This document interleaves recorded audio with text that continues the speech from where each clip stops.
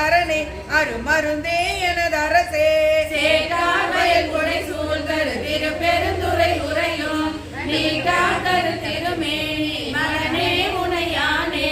எச்சம் அறிவேன் நான் எனக்கு இருக்கின்றதை அறியேன் அச்சோ எங்கள் அரணே அருமருந்தே எனது அமுதே சேற்றை மலர் முறை மேனிய திருப்பெருந்துறை உரைவான் நிச்சம் என நெஞ்சில் மணியானாகி நின்றானே வான் பாவிய உலக தவமே செய்ய அவமே உன் பாவிய உடலை சுமந்தடவி மரமானேன் தேன் பாய்